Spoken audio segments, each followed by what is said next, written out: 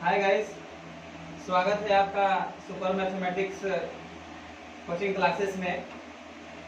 और आज हम लेकर आए हैं आप लोग के सामने आर्टिकल कि कोरोना महामारी के चलते सारे इंस्टीट्यूशंस को लॉकडाउन कर दिया गया है। इसके कारण ऐसा हम लोगों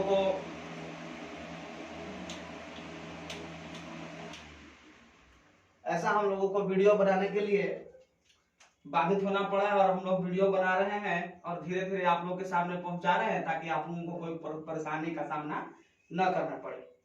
यदि आप वीडियो पर नए हो तो इसे सब्सक्राइब करें और बेल आइकन को दबाकर ऑल वाला बटन दबा दें ताकि जितने भी वीडियो बनाए जाए वो सारे के सारे नोटिफिकेशन आपको प्राप्त हो। और हम लोग शुरू करते हैं टॉपिक। आज का टॉपिक है दोस्तों अग्रपद। अग्रपद यानी आर्टिकल। पद का मतलब शब्द होता है। कोई भी शब्द किसी के भी आगे लग करके उसका निर्धारण करता है कि वो प्लुरल है, सिंगुलर है, किस प्रकार का पद है, किस प्रकार का नाउन है। तो किसी नाउन के आगे लग करके, किसी भी नाउन के आगे लग करके और उसके संख्या को अथवा उसके गुणों को निर्धारित करे तो वह अग्रपद कहा जाता है। An article is the determiner of a noun. अग्रपद संज्ञा का निर्धारक होता है। संज्ञा का निर्धारण करने का मतलब कि राम एक संज्ञा है तो उसको निर्धारित करता है। कोई भी आर्टिकल इसको निर्धारित नहीं कर सकता क्योंकि राम एक ऐसा संज्ञा है, राम एक पार्टिकुलर नाउन है, राम एक पर्सनल नाउन है। लेकिन जैसे ही हम किसी चीज को वस्तुवाचक संज्ञा की ओर देखते हैं, पेन की ओर देखते हैं, तो पेन को निर्धारण करने के लिए कि इसकी संख्या कितनी है या इसका क्या एडजेक्टिव है, क्या विशेषता है, देन हमें आर्टिकल यूज करना पड़ेगा ए। तो ए पेन हो गया तो यह एक अग्रपद हो गया, ए एक आर्टिकल हो गया क्योंकि यह संज्ञा का निर्धारण कर रहा है, पेन का निर्धारण कर रहा है कि एक पेन है, एक कलम है। इसलिए आर्टिकल एक संज्ञा का निर्धारक होता है कि वह संज्ञा कितनी संख्या में है, कितने नंबर्स में है। चलते हैं हम लोग आर्टिकल के टाइप्स में। There are two types of article. एक हो गया डिफिनिट आर्टिकल और एक हो गया इनडिफिनिट आर्टिकल। दो प्रकार के आर्टिकल्स होते हैं। एक डिफिनिट आर्टिकल एक ही है, द हमारे सामने है, मैंने लिख दिया है बोर्ड पे। द जो है एक डिफिनिट आर्टिकल है।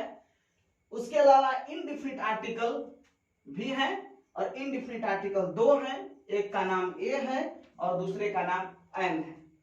तो इसे हमें समझ में आ गया होगा कि डिफिनिट आर्टिकल एक है द और इनडिफिनिट आर्टिकल दो है ए और एन। अब चलते हैं हम लोग परिभाषा से, डिफिनेशन से चलते हैं कि डिफिनिट आर्टिकल किसे कहा जा सकता है और इनडिफिनिट आर्टिकल हम लोग कैसे पहचान करेंगे। चलते हैं। डिफिनिट आर्टिकल पहचानने के लिए हमारे सामने सबसे बढ़िया तरीका यह होना चाहिए कि जिसके बारे में हमें ज्ञात हो, जिसके बारे में हमें जानकारी हो, तो वह डिफिनिट आर्टिकल होता है। डिफिनिट आर्टिकल का यहां पर हमने एक एग्जांपल दे रखा है, the boy who is playing there is my son. लड़का जो वहां खेल रहा है मेरा बेटा है। This is definite article the. लड़का जो वहां खेल रहा है वह मेरा बेटा है।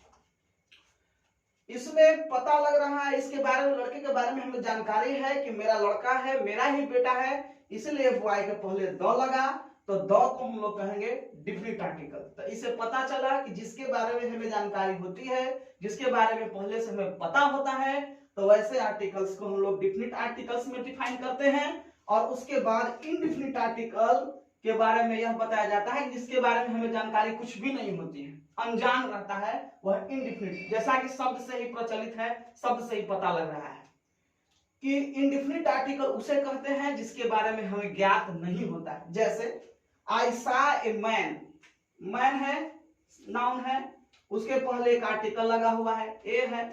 I saw a man who was blind, मैंने एक आदमी देखा जो कि अंधा था। हमें आदमी के बारे में कोई जानकारी नहीं है, तो इसीलिए मैन के पहले ए का प्रयोग हो गया ए, क्योंकि डिफिनिट इंडिफिनिट आर्टिकल है। यहां पर इसका हिंदी होगा मैंने एक आदमी देखा जो कि अंधा था। मैंने एक आदमी देखा जो कि अंधा था। यह एक जो आर्टिकल हो गया इंडिफिनिट आर्टिकल हो गया, क्योंकि उस अंधे व्यक्ति से हमारा कोई संबंध नहीं है और अंधे व्यक्ति से के बारे में हम जान भी नहीं रहे कि वह अंधा व्यक्ति कौन है। जबकि दूसरे शब्दों में लड़के के बारे में हम जान रहे थे कि लड़का मेरा बेटा है, तो वो आए के पहले द लगा। लेकिन वह आदमी जो है उसके बारे में हमें जानकारी नहीं थी, जिसके कारण हमने मैन के पहले ए लगाया। तो आप लोग समझ गए होंगे कि डिफिनिट और इंडिफिनिट में क्या फर्क है और किस प्रकार से इसको डिफाइन किया जाता है। एक बार फिर से चलेंगे। डिफिनिट आर्टिकल उसे कहते हैं जिसके बारे में हमें ज्ञात होता है, जिसके बारे में हमें जानकारी होती है, वह डिफिनिट आर्टिकल है। डिफिनिट आर्टिकल एक ही है जिसका नाम द है। उसके बाद दूसरा आर्टिकल इंडिफिनिट है। इंडिफिनिट आर्टिकल उसे कहते हैं जिसके बारे में हमें कोई जानकारी नहीं होती है, जिससे हमें कोई पहचान नहीं होती है। वैसे लेवल में हम लोग इंडिफिनिट आर्टिकल का यूज करते हैं। अब चलते हैं हम लोग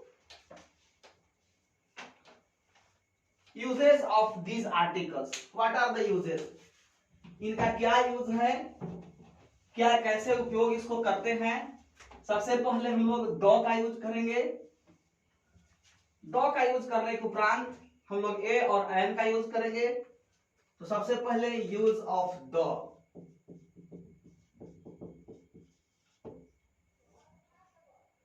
यूज ऑफ द,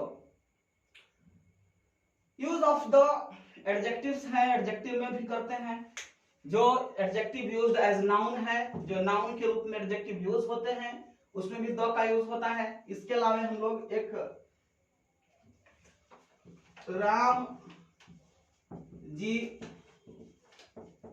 करेंगे, एक हम शब्द लिख दिए राम जी करेंगे। इसी शब्द पर सारा का सारा द का यूज है। राम से हम लोग चलेंगे रेंज ऑफ माउंटेन, पर्वत श्रृंखलाएं, पर्वत श्रेणियों के नाम के पहले द का प्रयोग होता है। पर्वत श्रेणियों के नाम के पहले द का प्रयोग होता है, जैसे the Himalaya, the Kanchenjunga, the Alps. There are many examples of using the Himalaya, the Alps. Alps is the mountain of Europe. Alps एक यूरोप का पर्वत है। द का प्रयोग करते हैं। G, G for GIG, group of islands.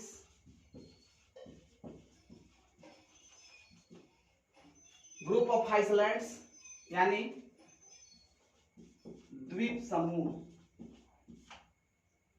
द्वीप समूह के नाम के पहले द का प्रयोग करते हैं। The Andaman and Nicobar, the Daman and Diu,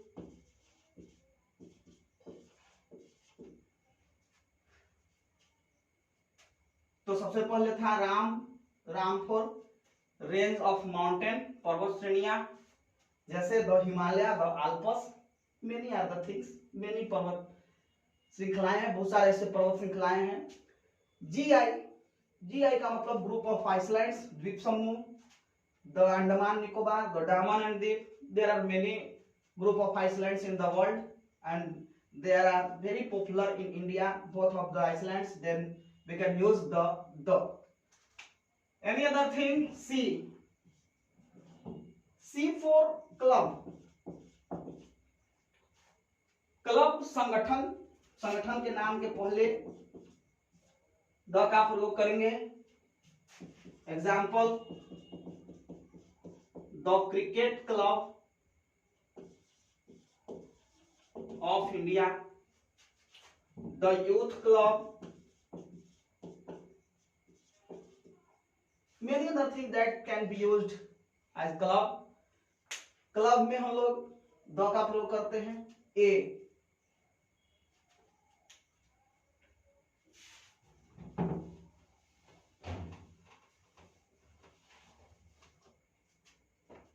A for aeroplanes,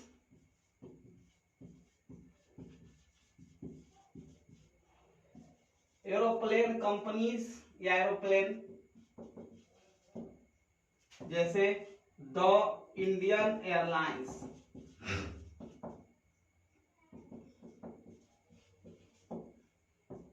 the air India, etc. many aeroplane companies are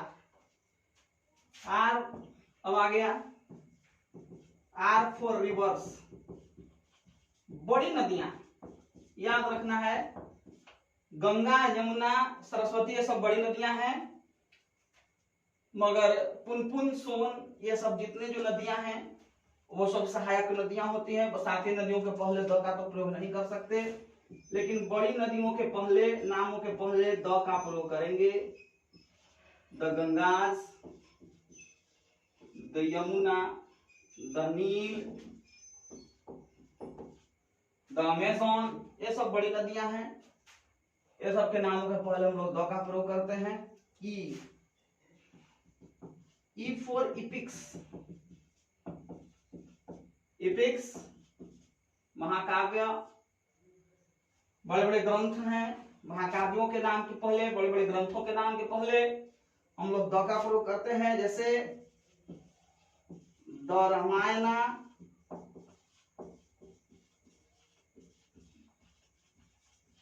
the Mahabharata, many other epics, the Quran, the Bible, the Guru Granth Sahib, the Abhijnana Shakuntalam, many other epics that can be used. The E for epics, N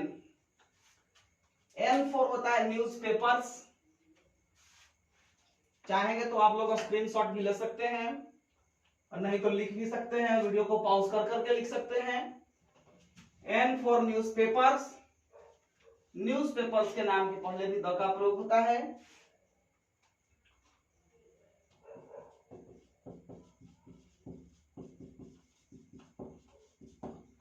सब बड़े बड़े समाचार पत्र हैं, जैसे पाकिस्तान का एक समाचार पत्र है the Dawn, the New York times,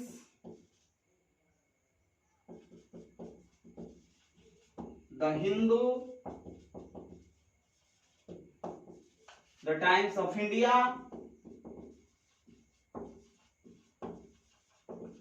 many others newspapers.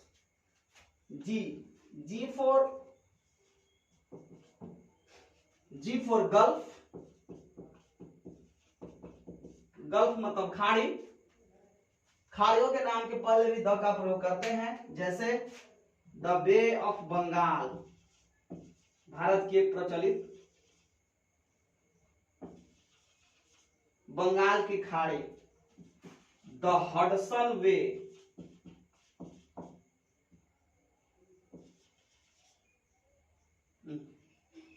Sorry the Hudson way, G for gulf. अब बच रहा ई फॉर इंपायर, इंपायर का मतलब साम्राज्य। किसी भी पुराने साम्राज्य के नाम के पहले हम लोग द का प्रयोग करेंगे। जैसे द ब्रिटिश इंपायर,